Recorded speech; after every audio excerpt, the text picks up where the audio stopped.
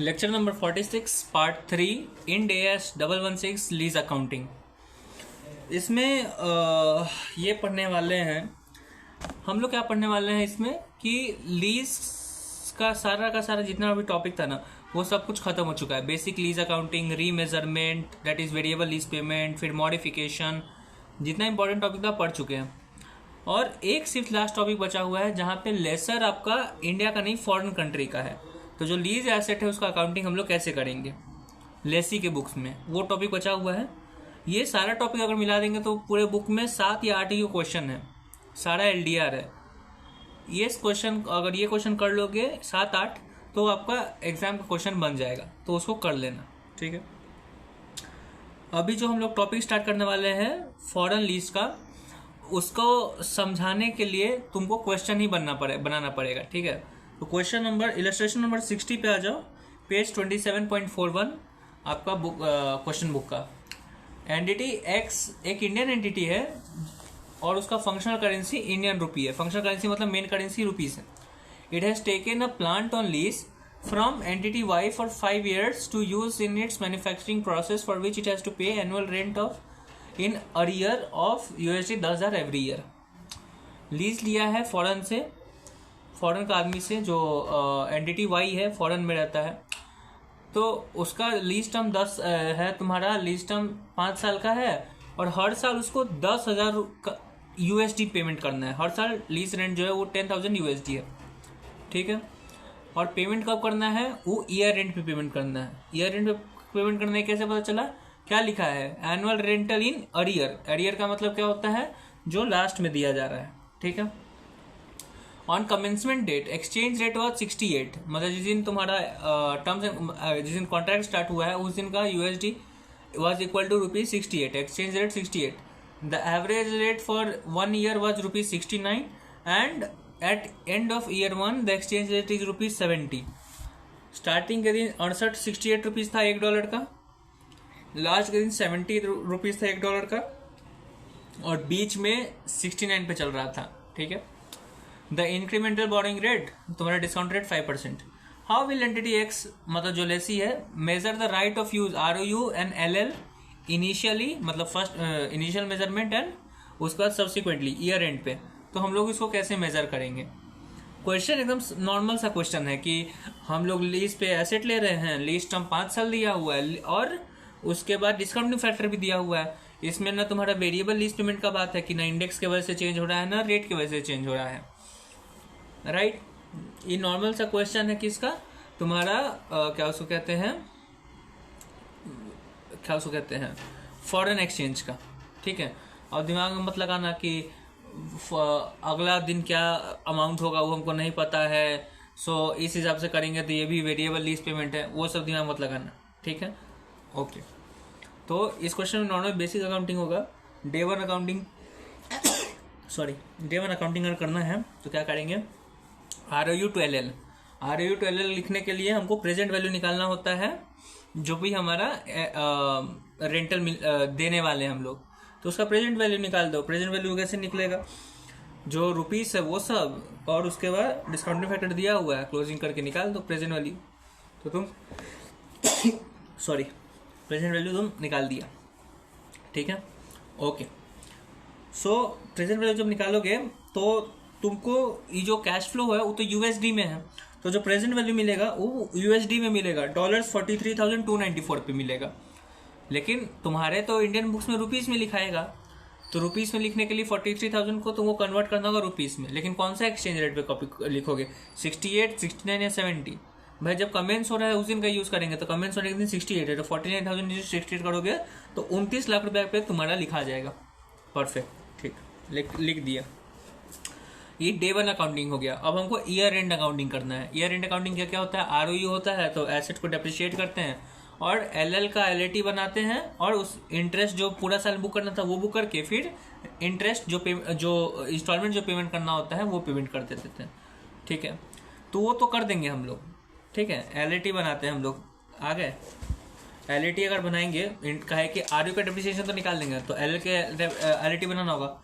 LAT बनाओगे तो वो भी तुमको डॉलर्स में बनाना पड़ेगा। जब भी फॉरेन वाला एक्सचेंज का क्वेश्चन आएगा तो तुमको LAT पहले डॉलर से बनाना है, ठीक है। Year and 1 opening, interest, repayment, closing, सारा का सारा डॉलर्स में लिखो। ऐसा क्यों बोल रहे हैं कि सारा का सारा डॉलर्स में लिखो? या फिर जब अभी प्रेजेंट वैल्यू निकाले थे डे 1 अकाउंटिंग के लिए, उसमें पहले हम डॉलर्स में निकाले थे, रुपीस में नहीं निकाले थे। क्यों नहीं निकाले थे? उसका एक रीज़न है। जब भी हम लोग क्या करते हैं मेरे भाई कि ईयर एंड अकाउंट, जब भी सब्सिक्वेंट मेजरमेंट करते हैं तो इंड AS 11 बोल रहे हैं, AS 11 में याद होगा कि अगर मॉनेटरी एसेट, मॉनेटरी आइटम है तो हम लोग उसको क्लोजिंग रेट पे अति दिखाते हैं। अगर नॉन मॉनेटरी आइटम है तो हमको उससे कोई मतलब नहीं है, किसी पे भी उसको लिखा जा सकता है। ट्रू। तो हमारा जो ROU है वो उसको हम लोग मान के चलते हैं कि वो नॉन मॉनेटरी है, और जो हमारा लीज लायबिलिटी है वो मॉनेटरी है, ठीक है। तो ROU को तो डेप्रिसिएशन लगाना है, और ऊपर से नॉन मॉनेटरी तो एक्सचेंज रेट का कोई मतलब ही नहीं है, तो उसको छोड़ दो थोड़ा देर के लिए। अब LL का होगे तो LL मॉनेटरी है, मॉनेटरी को क्लोजिंग रेट पे दिखाना होता है। परफेक्ट। तो जो भी वैल्यू निकलेगा वो क्लोजिंग रेट पे निकलेगा। क्लोजिंग रेट 70 रुपया है, तो तुम बोलोगे कि भाई जब तुमको पता ही है कि मॉनेटरी है तो क्लोजिंग रेट 70 से है, तो तुमको ELAT डॉलर्स में क्यों बना रहे हो? जो ओपनिंग है, इंटरेस्ट है, सबको मल्टीप्लाइड बाई 70 करके चल जाओ, हो जाएगा, आंसर आ जाएगा। तुमको डॉलर बनाने की जरूरत है मेरे भाई? क्यों है? 43,295 ओपनिंग बैलेंस है, डे 1 43,000 तुम्हारा 43,000 है, डे 1 है, तो डे 1 का जो डॉलर है उसको तुम मल्टीप्लाई कर दोगे, तुम करें अति से, क्लोजिंग रेट से, 70 से। कोई लॉजिक नहीं बनता ना, उसको 68 से करना होगा जो उस दिन का एक्सचेंज रेट है। तो पहले सारे डॉलर्स में लिख दो, उसके बाद एक्सचेंज रेट उसको मल्टीप्लाई करो। 43,295 से एक्सचेंज से करोगे तो ओपनिंग रेट से करना होगा, तो 29 लाख आएगा। इंटरेस्ट जो 2165 है वो तुम्हारा क्या है, मॉनेटरी आइटम है कि नॉन मॉनेटरी है? दोनों में से कुछ नहीं है, वो PL आइटम है। PL आइटम को हम लोग जो एवरेज रेट होता है वो यूज करके लिखते हैं, तो एवरेज रेट 69 था, उससे लिखो। रीपेमेंट कब हो रहा है? ईयर एंड पे, ईयर एंड पे होता है, और मॉनेटरी आइटम होता है तो क्लोजिंग रेट पे लिखना होता है, तो क्लोजिंग रेट पे लिखो 70 रुपये का क्लोजिंग रेट, क्योंकि पेमेंट तो तुम 70 रुपये पे करोगे ना जब ईयर एंड पे पेमेंट कर रहे हो, और ईयर एंड पे तुम्हारा क्लोजिंग रेट, ईयर एंड पे तुम्हारा रेट 70 है तो 70 से पेमेंट करोगे, और जो क्लोजिंग बैलेंस आएगा वो तुम्हारा मॉनेटरी आइटम है, तो मॉनेटरी आइटम वो किस पे लिखोगे? क्लोजिंग रेट है, तो क्लोजिंग रेट से तुम लिखोगे, ठीक है। तो तुम LAT तो बना दिया, लेकिन एक बात बताओ, जब opening plus interest minus repayment करोगे जो तुम रुपीस में निकाले हो, क्या वो मैच कर रहा है क्लोजिंग से, रुपीस वाला से? डॉलर वाला तो वो तो मैच कर जाएगा, लेकिन रुपीस वाला मैच नहीं करेगा। क्यों नहीं मैच करेगा? ओपनिंग तुम 68 से मल्टीप्लाई करके दिए हो, और रीपेमेंट तुम 70 रुपया से कर दिए हो। एक्स को 2 से मल्टीप्लाई करोगे, वाई से 2 से मल्टीप्लाई करोगे, तो एक्स प्लस वाई जितना आएगा वही इतना आएगा, इक्वल आएगा। लेकिन इसको 2 से इसको 3 से करोगे तो कैसे इक्वल आएगा? तो इक्वल नहीं आएगा। तो एज पर डॉलर्स उसको होना चाहिए 24 लाख, जो एक्चुअल होना चाहिए वो 24 लाख क्लोजिंग बैलेंस होना चाहिए। लेकिन जब तुम रुपीस में कर रहे हो 29 opening plus interest plus repayment, तो वो 23 लाख ही आ रहा है क्लोजिंग। एक्चुअल में क्लोजिंग 24 लाख आना चाहिए, क्योंकि उस दिन का डॉलर 70 है। कोई भी मॉनेटरी आइटम होता है वो बैलेंस शीट के दिन क्लोजिंग रेट से दिखता है, तो लीज लायबिलिटी तुम्हारा मॉनेटरी आइटम है, लीज लायबिलिटी तुम्हारा बैलेंस शीट में 24 लाख भी दिखना चाहिए। लेकिन जब एक्चुअल अथी कैलकुलेट कर रहे हो रुपीस वाला में, तो उसे 23 लाख आ रहा है। मतलब तुम्हारा एक्चुअल में तुम उसको 23 लाख भी दिखा रहे हो, लेकिन होना चाहिए 24 लाख। मतलब लायबिलिटी को बढ़ाना है तो 88,000 से बढ़ाना होगा। तो 88,000 से बढ़ाने के लिए, लीज लायबिलिटी को बढ़ाने के लिए क्या करते हैं हम लोग? टू लीज लायबिलिटी, और डेबिट कर देते हैं तुम्हारा अथी को, एक्सचेंज लॉस। ये जो लायबिलिटी बढ़ाया जा रहा है, क्यों बढ़ाया जा रहा है? क्योंकि तुमको एक्सचेंज में लॉस हुआ है। जो एक्सचेंज रेट है वो 68 से 70 हो गया, तो एक्सचेंज लॉस है, उसको PL में भेज देना। बन गया तुम्हारा क्वेश्चन, ठीक है। बस इसके बाद जब LAT बना ही दियो तो आराम से तुम अथी भी बना सकते हो, ठीक। फिर से एक लाइन बोल दे रहे हैं, हम लोग जो फॉरेन एक्सचेंज का क्वेश्चन करते हैं उसमें सारा का सारा पहले जो कैलकुलेशन करेंगे वो डॉलर्स में करेंगे, और उसके बाद उस हिसाब से हम लोग उसको इंडियन रेट में मल्टीप्लाई करने के लिए एक्सचेंज रेट का यूज़ करते हैं, ठीक है। ठीक है, समझ में आ गया। जब डे 1 किए हैं तो पहले USD में निकाल दिया, और डे 1 का जो एक्सचेंज रेट है उससे मल्टीप्लाई कर दिए। जब LAT बना रहे हैं तो ओपनिंग बैलेंस को मल्टीप्लाई करेंगे ओपनिंग रेट से। जो इंटरेस्ट है वो PL का आइटम है, इसीलिए उसको हम लोग अति से करेंगे, एवरेज रेट से। और रीपेमेंट और क्लोजिंग वो ईयर एंड पे हो रहा है, और ये मॉनेटरी आइटम है तो क्लोजिंग रेट पे हमको दिखाना होगा। बस आएगा समझ में? चलो, ये एक टॉपिक। अब दूसरा टॉपिक जो हम लोग पढ़ने वाले हैं उस टॉपिक का नाम है separation of lease and non lease component. एक तुमको लीज अग्रीमेंट किया गया जिसमें लीज का कंपोनेंट भी है और नॉन लीज का भी कंपोनेंट है। ये कैसे होता है मेरे भाई? होता है, पहले नॉर्मल अग्रीमेंट का बात करते हैं। एक लीज का अग्रीमेंट है जिसमें बिल्डिंग और इक्विपमेंट दोनों चीज हम एक बार में लीज में दे रहे हैं। दोनों अलग कंपोनेंट है लेकिन दोनों को हम लोग एक ही कॉन्ट्रैक्ट के तहत लीज पे दे रहे हैं और हमारा लीज पेमेंट है 20 लाख रुपया। लेकिन क्वेश्चन क्या बोल रहा है कि अगर बिल्डिंग को हम अलग लोन पे लीज पे देते और इक्विपमेंट को अलग लीज पे देते तो बिल्डिंग से हमको 15 लाख का रेंट मिलता और इक्विपमेंट से 10 लाख का मिलता। मतलब अगर अलग अलग देते तो 15 + 10 25 लाख हमको मिलता, लेकिन उसको हम साथ दिए हुए हैं तो हमको 20 लाख मिल रहा है। तब तो ये गलत है, या गलत नहीं, छोड़ दो, गलत लॉजिक है नहीं है। तो हम लोग तो अकाउंटिंग गलत कर देंगे कि 20 लाख पे बिल्डिंग और इक्विपमेंट दोनों को लिख देंगे। दो को अलग कंपोनेंट है तो अलग अकाउंटिंग होगा दोनों का। बिल्डिंग का अलग अकाउंटिंग, इक्विपमेंट का अलग अकाउंटिंग। बिल्डिंग का अकाउंटिंग कैसे होता है, या फिर कोई भी एसेट, कोई भी चीज़ जब तुम लीज पे ले रहे हो, लेसी का अकाउंटिंग कर रहे हैं तो लीज पे एसेट ले रहे हो, तो जब एसेट लोगे तो एसेट रिकॉग्नाइज करोगे, लायबिलिटी रिकॉग्नाइज करोगे, राइट। तो RUA to LL करोगे, तो बिल्डिंग का भी RULL करना होगा और इसका इक्विपमेंट का भी RULL करना होगा। ये नहीं कि एक ही कॉन्ट्रैक्ट के लिए लीज पे, एक ही कॉन्ट्रैक्ट में दोनों मिल रहा है तो एक ही RULL करेंगे दोनों का साथ में, नहीं, दोनों को अलग अलग करना पड़ेगा। तो RULL कर दिए बिल्डिंग का और तुम अधिक का इक्विपमेंट का। अमाउंट क्या लिखोगे?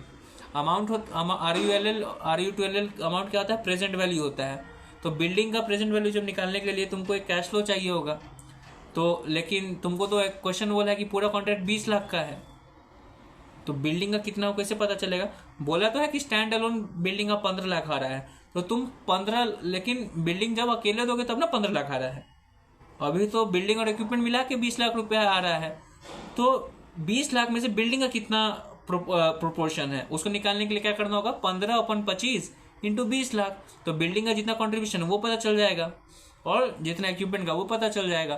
तो बिल्डिंग का पता चला कि तुमको 12 लाख रुपया है, ठीक है। 20 लाख में से 12 लाख बिल्डिंग का है, तो 12 लाख का हम लोग प्रेजेंट वैल्यू निकाल के ROU to LL कर देंगे। ये नहीं कि सीधा ROU to LL 12 लाख कर दिए, नहीं, हम लोग करेंगे 12 लाख का प्रेजेंट वैल्यू, क्योंकि ROU to LL present value पे होता है, ठीक, ओके। अगर कोई दूसरा लीज है, कोई दूसरा कॉन्ट्रैक्ट है जिसमें लीज का कंपोनेंट भी है और नॉन लीज का भी कंपोनेंट है। लीज का कंपोनेंट मतलब कार, हम लोग एक कार भी दे रहे हैं और कार के साथ हम लोग ड्राइवर भी दे रहे हैं, दो कंपोनेंट है। लीज पे सिर्फ कार दे सकते हैं, ड्राइवर हम लोग लीज पे नहीं दे सकते हैं, लेकिन लीज का एग्रीमेंट में लिखा हुआ कि दोनों चीज लीज पे है। तो ये ऐसे बोलने से नहीं हो जाएगा। कार का लीज अकाउंटिंग करेंगे ROU to LL, लेकिन जो ड्राइवर है उसका लीज अग्रीमेंट की तरह अकाउंटिंग नहीं होगा, उसको एक्सपेंस टू कैश करना होगा, ठीक है।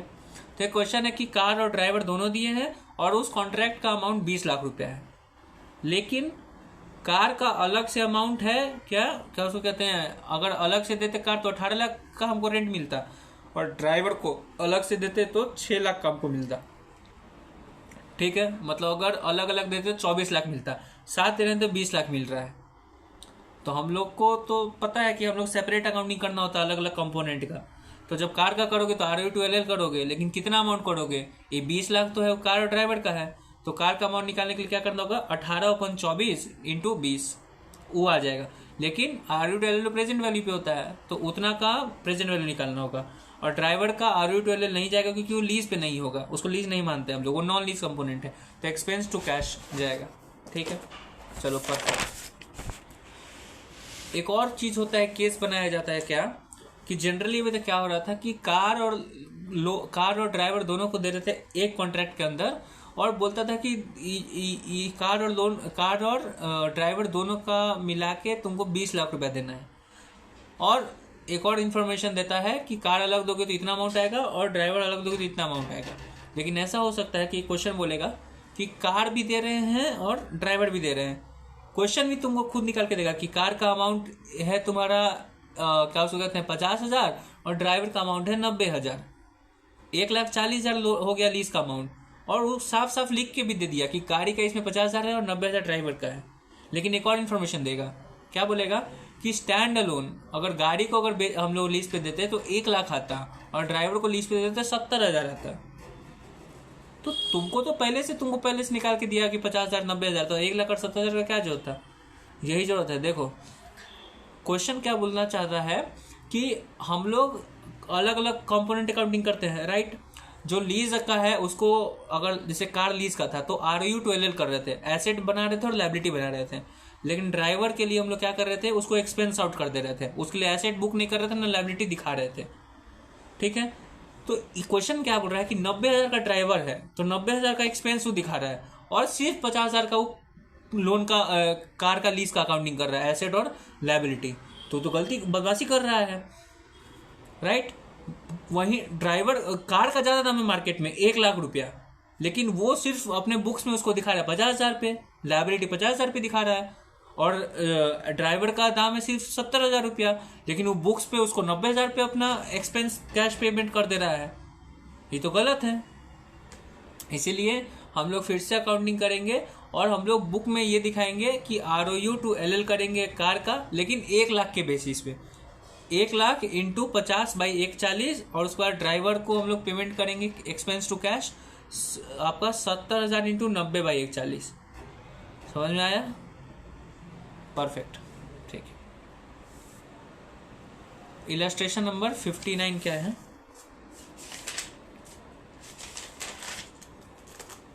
Lease component. हाँ, इस क्वेश्चन में इलस्ट्रेशन 59 पे क्या दिया हुआ था 27.4 पे कि एक एंटिटी एक्स है जो लीज एग्रीमेंट में जा रहा है एंटिटी वाई के साथ।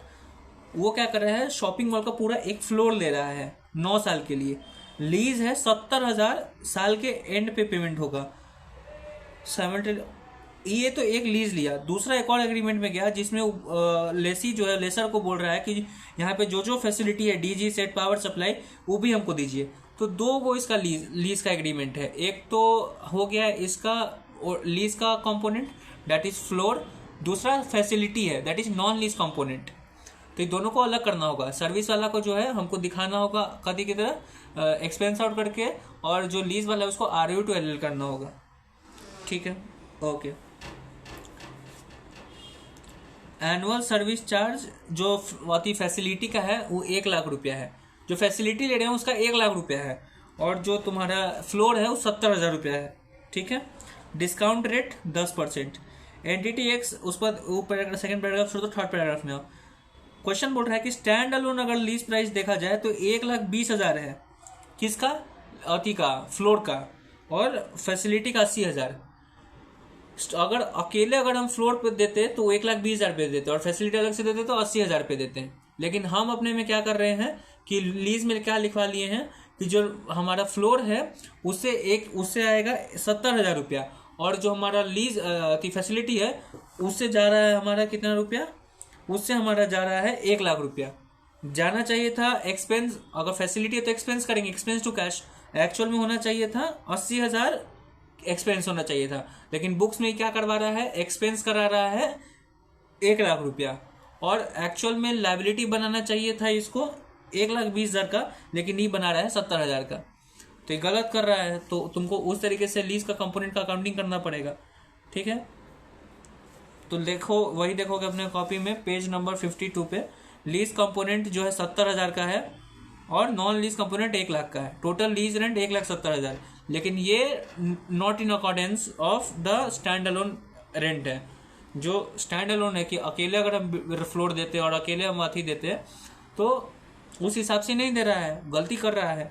शॉपिंग मॉल का स्टैंड अलोन 1,20,000 जाना चाहिए था, फैसिलिटी का 80,000 जाना चाहिए था। तो इस हिसाब से शॉपिंग मॉल में टोटल 1,70,000 जो हम पेमेंट कर रहे हैं, तो 1,70,000 में से 1,02,000 जाना चाहिए शॉपिंग मॉल में, और बाकी का 68,000 चाहिए फैसिलिटी में। ये नहीं कि 68 की जगह 80 जाना चाहिए, गलत। तो वही तुमको अकाउंटिंग करना है, ठीक है। तो शॉपिंग मॉल में तो 1,02,000 जाना चाहिए, लेकिन जब ROU to LL करोगे तो 1,02,000 नहीं लिखाएगा, वो क्या लिखाएगा, प्रेजेंट वैल्यू लिखाएगा। तो प्रेजेंट वैल्यू लिखोगे, और एक्सपेंस टू का 68,000, ठीक है, परफेक्ट। उसके ये तो टॉपिक हो गया तुम्हारे किसका, सेपरेशन का। सेपरेशन का यही टॉपिक था कि अगर लीज और नॉन लीज है तो दोनों को अलग करके ROU और LL करके अलग अलग करके दिखाना होगा। ये नहीं कि दो कंपोनेंट है तो दोनों को साथ में तुम दिखा दोगे, नहीं। कंपोनेंट अगर दो है तो दो को अकाउंटिंग होगा, अगर उसमें से कोई एक कंपोनेंट नॉन लीज है तो उसका एक्सपेंस वाला अकाउंटिंग होगा, ठीक है। लेकिन एक एग्जेम्पशन देता है वो क्या उसको कहते हैं क्वेश्चन कि अगर लीज और नॉन लीज कंपोनेंट दोनों एक साथ दिया हुआ है ना, तो तुमको दोनों अलग अकाउंटिंग करने का जरूरत नहीं है। उसमें तुम क्या कर सकते हो कि एक अकाउंटिंग कर दो, सिर्फ जो लीज का जो है ना, जो जो लीज का कंपोनेंट है, जैसे कार और ड्राइवर है, तो तुम सिर्फ कार का अकाउंटिंग करो, ड्राइवर का करने का तुमको नहीं जरूरत है। अब इसका लॉजिक क्या है हमको नहीं पता है, प्रैक्टिकल एक्सपीरियंस कुछ करके, ठीक है।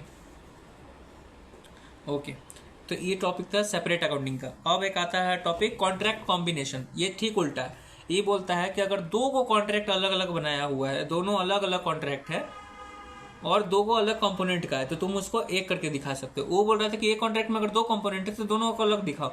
ये बोल रहा है कि दो कॉन्ट्रैक्ट है और अलग अलग कंपोनेंट का है, लेकिन तो उसको तुम एक करके दिखा सकते हो। क्यों, कब करके दिखा सकते हो? जब दोनों जो कंपोनेंट हो रिलेटेड हो, ठीक है। लाइक फॉर एग्जांपल, अगर माइक हम लोग लीज पे ले रहे हैं, एक अग्रीमेंट है माइक लीज पे लेने का और एक अग्रीमेंट है माइक स्टैंड लीज पे लेने का, तो दो को अग्रीमेंट है माइक और माइक स्टैंड, दोनों अलग अलग अग्रीमेंट है, लेकिन दोनों एक ही चीज के काम का है, ठीक है। तो ये दोनों को हम लोग एक करके दिखा सकते हैं और एक अकाउंटिंग कर सकते हैं। ओके, हम ये वाला जो क्वेश्चन है प्रैक्टिकल एक्सपीरियंस, उसका सर से क्वेश्चन पूछ लेते हैं। आज डेट है आपका 6 फरवरी, टेलीग्राम पे होगा। बाय।